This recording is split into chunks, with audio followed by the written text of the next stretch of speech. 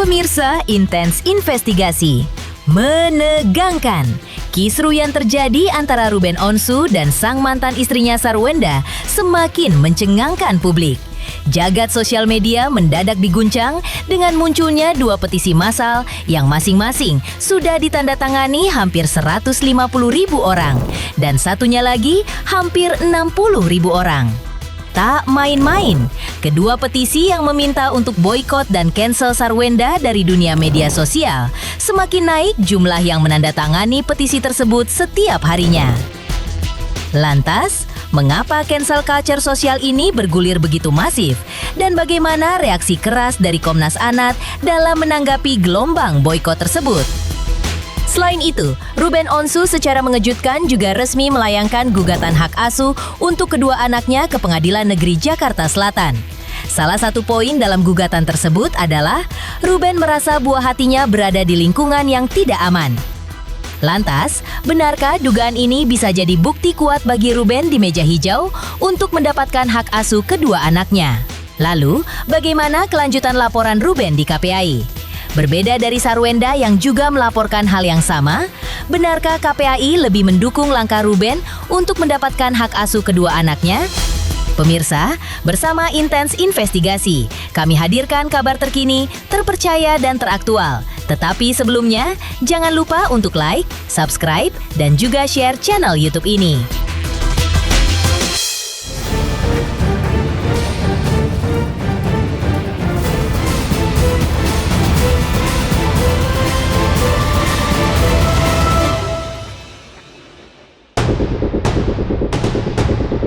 Pemirsa Intens Investigasi, dua petisi di sosial media yang muncul karena keprihatinan netizen akan permasalahan Ruben Onsu kini semakin masif dan berhasil mengumpulkan kurang lebih 200.000 penandatangan. Di dalam petisi yang masing-masing menyerukan aksi cancel Sarwenda dari media sosial dan boikot Sarwenda, kini memancing beberapa pihak untuk angkat bicara. Salah satunya dari pihak Komnas Anak yang langsung memberikan pandangannya terkait petisi ini. Kami fokus sebenarnya kepada anak itu. Mengenai kehidupan pribadi orang tuanya, kami rasa yaitu netizen, ya itu mungkin sikapnya netizen, tapi kami tidak fokus ke situ ya. Kami fokus bagaimana anak-anaknya ini ada 3 orang yang sekian bulan ini mendengar terus berita ibu dan ayahnya itu muncul di sosial media. Nah, itu tentu akan terganggu pasti psikisnya anak. Jadi saran saya Ruben Onsu, Sarwenda ya secepatnya diselesaikan kasusnya. Selain soal petisi, hal lain yang diduga membuat konflik ini semakin berlarut-larut adalah langkah nyata Ruben Onsu yang akhirnya membawa permasalahan hak asuh ke pihak kepolisian. Ruben Onsu sudah resmi melayangkan gugatan ke pengadilan. Langkah ini pun diduga diambil Ruben Onsu karena dirinya merasa kedua buah hatinya saat ini berada di lingkungan yang dinilainya tidak aman. Mengetahui hal tersebut, pihak Komnas Anak kembali memberikan pandangannya. Benarkah hal ini masuk dalam pelanggaran perlindungan anak menurut hukum di Indonesia? Apakah jika hal ini dibiarkan, akan berpengaruh dalam tumbuh kembang anak? Kalau sekarang hak asuh anak ada di Sarwenda, kemudian memang ada bukti dan temuan bahwa ada pelanggaran ya termasuk eksploitasi anak, kekerasan dan sebagainya, itu bisa dijadikan bukti nanti untuk Ruben Onsu mengajukan hak perwalian anak. Seperti itu. Problem ini kan udah cukup lama ya di sosial media gitu ya. Saya himbau untuk Ruben Onsu dan Sarwenda segeralah nih dituntaskan ya. Apa sih sebenarnya permasalahannya? Apakah mengenai nafkah ya? Tentu kan kalau kita ngomongin soal uang kan nggak akan ada habisnya ya, berapapun nominalnya, kalau dibilang kurang ya kurang kan gitu ya. Tapi yang terpenting coba dipikirkan bagaimana anak-anaknya yang akan terganggu psikisnya dengan pemberitaan ini. Belum lagi misalnya nanti ketika anak ketemu temennya di sekolah dibully lagi seperti itu. Ayo dong, udah untuk Ruben Onsu dan Sarwenda segeralah dituntaskan kasusnya. Apa sih problemnya? Kan udah lapor ke KPAI, Komnas Perempuan, dan sekarang ada di mengajukan hak perwalian gitu, hak asuh gitu ya. Sebetulnya duduk bersama saja gitu. Boleh kita gagal sebagai pasangan suami istri, tapi jangan pernah gagal untuk menjadi orang tua anak-anakmu. Dan perpisahan itu kan sudah mencederai, menyakiti anak-anak. Jangan tambah lagi. Pikirkan anak-anak ya, jangan egois ya. Pengasuhan anak itu kan hak semua orang, berhak. Kita nggak bisa halangin itu ya. Saya ingatkan juga ini sekali lagi, kalau untuk sekarang kan hak asuh anak itu ada di Sarwenda. Sebetulnya ketika nanti pun hak perwalian pengasuhan anak itu berpindah ke Ruben Onsu, dua-duanya tetap harus kerjasama. Di Undang-Undang Perlindungan Anak itu jelas disebutkan, kedua orang tua yang berpisah, anak itu harus mendapatkan kasih sayang utuh sebetulnya. Ruben Onsu juga nggak boleh menghalang-halangi anaknya ketemu sama Sarwenda nanti, seperti itu. Jadi sebenarnya sama aja, tinggal sebenarnya bagaimana caranya mengatur dengan baik-baik, dijaga komunikasinya dengan baik sehingga anak ini nggak mengalami perbedaan ketika orang tuanya berpisah atau tidak gitu ya. Harusnya sama, itu hak anak loh.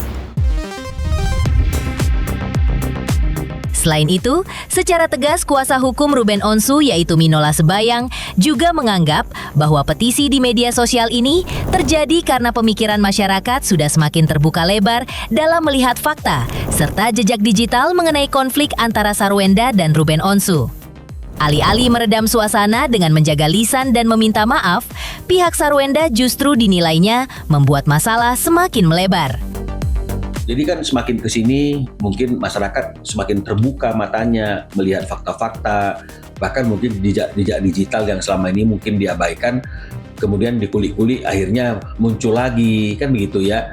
Terus kemudian ada aksi-aksi yang juga dilakukan oleh S gitu ya, misalnya dengan aksi-aksi ke Komisi Perempuan, memberikan pernyataan-pernyataan, kan begitu ya, membuat laporan. Jadi akhirnya ini juga akan mengusik rasa penasaran masyarakat dan netizen, bagaimana sebenarnya fakta yang sebenarnya gitu. Kenapa ini orang kok artinya dari masalah kecil hanya diharapkan jaga lisan, jaga sikap, dan kemudian meminta maaf kepada orang yang dicederai, harga dirinya. Ruben kok berat sekali kan begitu, malah jadi melebar kemana-mana, bahkan menyerang netizen kan begitu ya. Nah jadi ini yang membuat mungkin makin hari orang makin mencoba mencari tahu jejak-jejak digital itu, terus kemudian mencoba mempelajari apa yang kami sampaikan, mempelajari apa yang mereka sampaikan.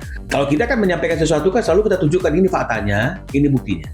Nah, sementara mungkin mereka melihat ada hal-hal yang tidak mengalir yang disampaikan oleh kubu sebelah gitu misalnya. Ya, ini juga membuat akhirnya masyarakat tergerak hatinya bersama-sama untuk memberikan sanksi sosial. Ya, jadi kalau misalnya kemudian sampai hari ini sudah mencapai 80.000, bahkan saya baca terakhir tadi yang muncul di beranda saya sudah 100.000 misalnya. Bahkan mungkin bisa lebih. Ya ini kan nggak bisa dicegah. Karena ini adalah aksi daripada reaksi daripada masyarakat dan netizen yang melihat adanya aksi yang untuk mereka itu aksi yang tidak seharusnya seperti itu. Tak hanya menyoroti petisi dari netizen, Minola Sebayang juga memberikan peringatan dan menegaskan agar tidak ada lagi ancaman yang menggulirkan isu bongkar-bongkar aib masa lalu. Karena hal itu sama sekali tidak memiliki tujuan positif. Karena lelah terus-menerus diserang, Ruben Onsu akhirnya memilih melakukan upaya hukum demi masa depan kedua buah hatinya. Dan lagi saya mau mengatakan gitu, jadi jangan sikit-sikit aib. Seolah kita itu adalah malaikat yang tidak punya aib, yang tidak punya kesalahan. Tujuannya apa? Kecuali satu, anak-anak akan jadi malu. Oh ternyata dia punya orang tua yang tidak sempurna, baik ayah maupun ibunya. Kan begitu. Apakah ini yang mau dipertontonkan hanya gara-gara untuk mempertahankan sebuah ego? Tak perlulah, itu bisa diselesaikan pada ruang tertutup. Ya, akan ada solusi-solusinya. Banyak cara. Ya, tapi Ruben selama ini kan oke, baik. Tapi ketika kemudian dengan kondisi yang seperti itu Ruben terus diserang ya lama-lama Ruben juga lelah lah. Dan akhirnya sekarang dia mulai melakukan upaya-upaya yang menurut dia harus dia lakukan demi kepentingan anak-anak. Malah diserang lagi Aib. Ya, sangat aneh ini. Setelah Komnas Anak ikut menyoroti kisruh hak asuh anak ini, kini giliran Komisi Perlindungan Anak Indonesia atau KPAI yang angkat bicara. Benarkah aksi mengajak anak berjualan secara live di media sosial bisa menjadi bukti kuat di meja hijau tentang adanya dugaan eksploitasi anak? Pemirsa, jangan lupa untuk terus menyaksikan Intens Investigasi. Dan pastikan, jangan lupa untuk like, subscribe, share, dan juga komen. Tim redaksi Intens Investigasi mengucapkan banyak terima kasih kepada semua subscribers. Hingga kini, channel Intens Investigasi sedang menuju ke 4 juta subscribers. Halo, saya Denny Darto yang mengucapkan selamat untuk Intens Investigasi yang road to 4 juta subscribers. Luar biasa, dan ini semua berkat dukungan kalian.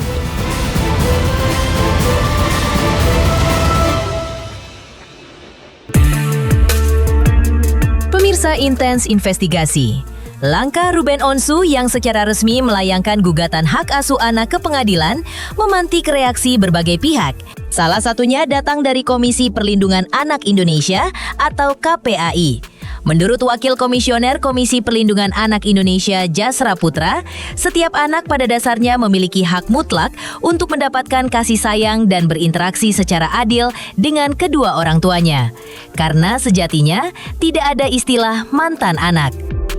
Pertama, tentu setiap orang tua memiliki hak untuk mengasuh anak, dan begitu juga sebaliknya, setiap anak memiliki hak untuk dekat dengan orang tua, berinteraksi dengan orang tua, dan tentu tidak ada istilah mantan anak ya.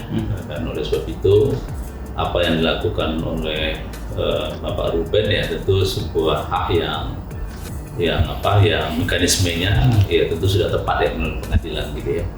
Walaupun sebelumnya di waktu perceraian gitu ya, hak asuh itu kan jatuh ke Sarwenda gitu ya.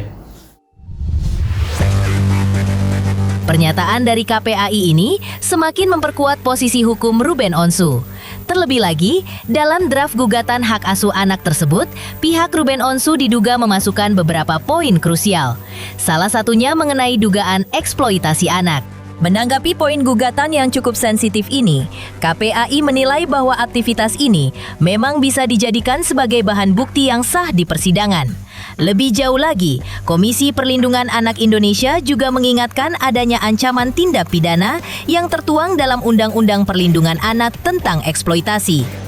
Iya, betul kan bisa ya. Namun kami sebetulnya mendorong juga ya kalau memang ada dugaan eksploitasi terhadap anak gitu ya. Dan ini kan ada tindak pidananya ya, di Undang-Undang Perlindungan Anak itu disebutkan setiap orang ya dilarang menyuruh, mengikut sertakan ya dan mengeksploitasi anak ya, dan itu ada ancaman pidananya gitu ya, kalau memang itu ada dugaan gitu ya. Nah, namun kalau dalam proses pengadilan ya tentu nanti hakim akan menguji itu gitu. Jauh sebelum gugatan ini, pihak Ruben Onsu juga sempat mendatangi kantor KPAI. Tapi menurutnya, pihak KPAI masih terus melakukan kajian mendalam terhadap data-data yang telah diserahkan oleh pihak Ruben Onsu dan menyatakan siap untuk menerjunkan saksi ahli jika sewaktu-waktu diminta oleh pihak pengadilan. Kita sebetulnya terus melakukan kajian ya, dan termasuk juga melihat data-data yang diberikan gitu ya. Namun kalau nanti sekiranya pengadilan meminta kami ya sebagai saksi ahli gitu ya, tentu kami akan berikan gitu ya terkait kajian-kajian dan termasuk juga temuan-temuan yang kami dapatkan gitu ya. Digempur dengan gugatan hukum dari Ruben Onsu serta dukungan dari Lembaga Perlindungan Anak, bagaimana sikap dari pihak Sarwenda? Benarkah Sarwenda justru menunjukkan rasa percaya diri dalam menghadapi persidangan nanti? Halo, saya Denny Darko yang mengucapkan selamat untuk Intens Investigasi yang road to 4 juta subscribers, luar biasa, dan ini semua berkat dukungan kalian.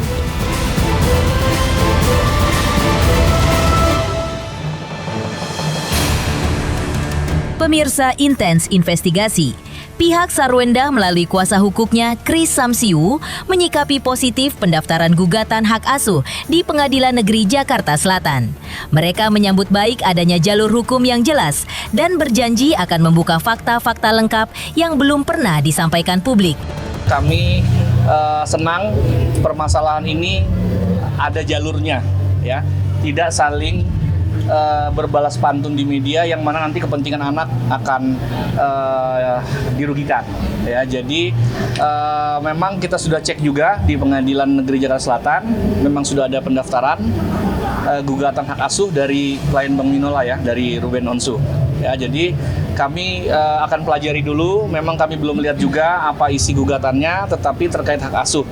Nah, kami memang menunggu momen ini. Kenapa? Karena dengan gugatan di pengadilan, maka kami juga akan membuka semua hal yang belum pernah kami sampaikan di media, akan kami sampaikan. Yang mana yang kami sampaikan adalah fakta dari awal pernikahan sampai dengan akhir pernikahan. Meski begitu, pihak Sarwenda mengaku kecewa karena gugatan hak asuh tersebut didaftarkan sebelum jadwal pertemuan pada tanggal 11 Juli mendatang. Akibatnya, pertemuan tersebut kemungkinan besar batal dilaksanakan.